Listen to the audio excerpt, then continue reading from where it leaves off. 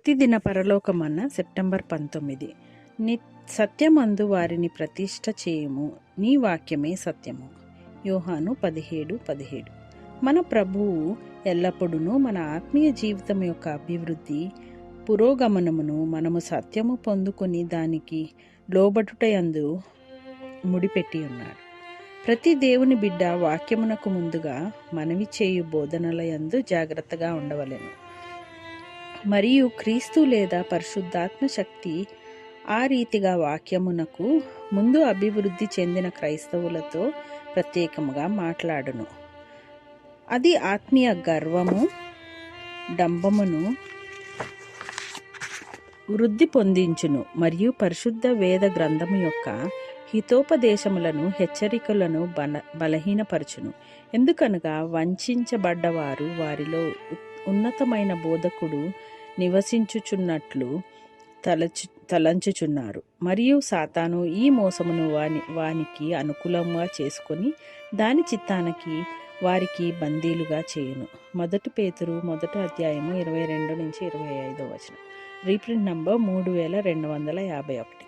ఈరోజు మనం ఆధ్యాత్మిక ఎదుగుదల, సత్యం, వీటి మధ్య ఉన్న సంబంధం గురించి కొంచెం లోతుగా చూద్దాం. అవును, మంచి టాపిక్. మన దగ్గర సెప్టెంబర్ 19 నాటి డైలీ హెవెన్లీ మన్నా నుంచి ఒక భాగం ఉంది. ముఖ్యంగా యోహాను 17:17 మీద ఫోకస్ చేస్తుంది. ఇది సత్యమందు వారిని ప్రతిష్ఠించుము, నీ వాక్యమే సత్యము. ఎగ్జాక్ట్లీ. సో ఈ మూలం ప్రకారం మన లక్ష్యమేంటంటే సత్యానికి, అంటే దేవుని వాక్యానికి, మన ఆధ్యాత్మిక ఎదుగుదలకి మధ్య ఉన్న ఆ కనెక్షన్ని అర్థం చేసుకోవడం.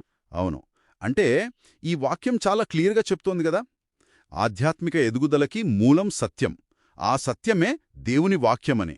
అవును, అంటే సింపుల్గా చెప్పాలంటే వాక్యాన్ని యాక్సెప్ట్ చేసి దాని ప్రకారం జీవిస్తేనే ఎదుగుదల అన్నమాట ఈ మూలం ప్రకారం. సరే, బాగుంది.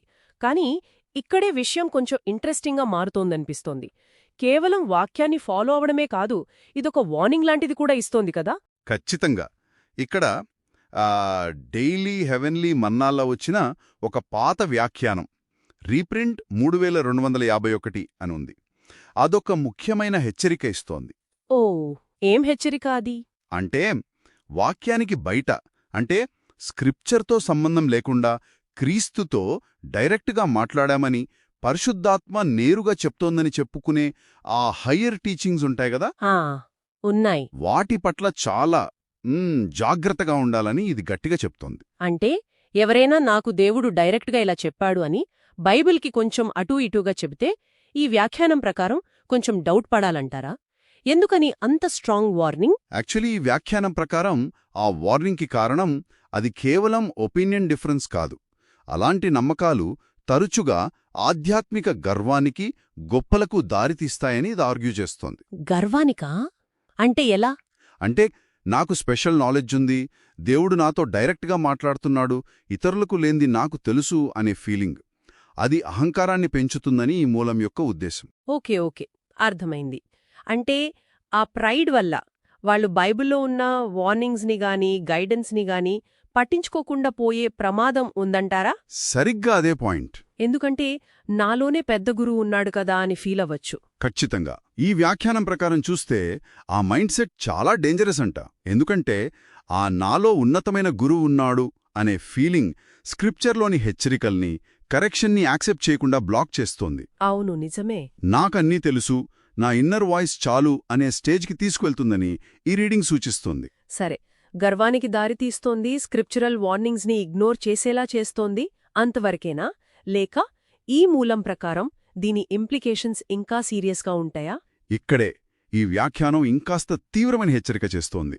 నేను స్పెషల్, నాకు డైరెక్ట్ గైడెన్స్ ఉంది అనే ఆ భ్రమ, ఆ ఇల్యూజన్ ఉంది కదా, దాన్ని సాతాను వాడుకుంటాడని ఈ మూలం ప్రపోజ్ చేస్తోంది.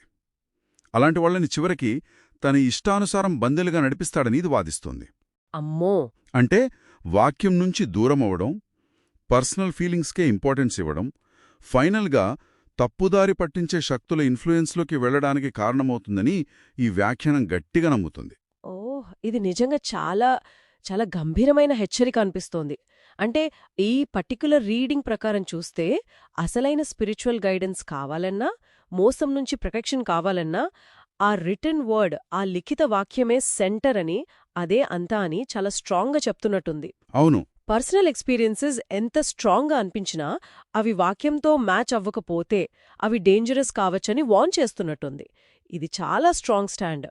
ఖచ్చితంగా. ఈ వ్యాఖ్యానం యొక్క మెయిన్ పాయింటే అది. రిటన్ వర్డ్ యొక్క అథారిటీని, సేఫ్టీని నొక్కి చెప్పడం.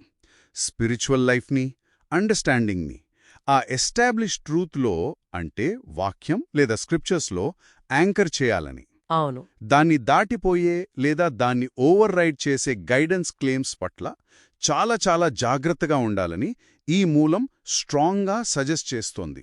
వాక్యమే స్టాండర్డ్ అని క్లియర్గా చెప్తోంది. కాబట్టి ఈ స్పెసిఫిక్ సోర్స్ నుంచి మనం తీసుకోవలసిన కీ మెసేజ్ ఏంటంటే, ఆధ్యాత్మిక మార్గదర్శకత్వం కోసం వాక్యానికే స్టిక్ అవ్వాలి అనే గట్టి సూచన.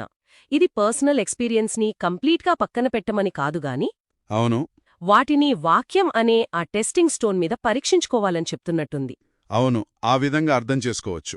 ఇది మనల్ని ఒక ముఖ్యమైన ఆలోచన దగ్గరికి తీసుకొస్తుంది. అంటే కొన్నిసార్లు చాలా strong personal experiences, deep spiritual feelings కలుగుతాయి కదా. అవును, కలుగుతాయి. ముఖ్యంగా అవి మనసుకు బాగా నచ్చినప్పుడు. మరి నిజమైన డివైన్ ఇన్సైట్కి, మనల్ని మిస్గైడ్ చేసే ఇల్యూషన్స్కి మధ్య తేడాని ఎలా గుర్తించాలి? ఈ మూలమైతే ఒక క్లియర్ స్టాండర్డ్ ఇచ్చింది: వాక్యానికి కట్టుబడి ఉండటం. కరెక్ట్. అయితే ఆలోచించాల్సిన విషయం ఏంటంటే, స్పిరిచువల్ క్లెయిమ్స్ని లేదా అనుభూతుల్ని ఎవాల్యుయేట్ చేయడంలో ఈ వాక్య ప్రమాణంతో పాటు ఇంకా ఏవైనా బ్యాలెన్సెస్ లేదా చెక్స్ మనం కన్సిడర్ చేయొచ్చా? ఇది బహుశా మనం ఇంకాస్త ఆలోచించాల్సిన ప్రశ్న.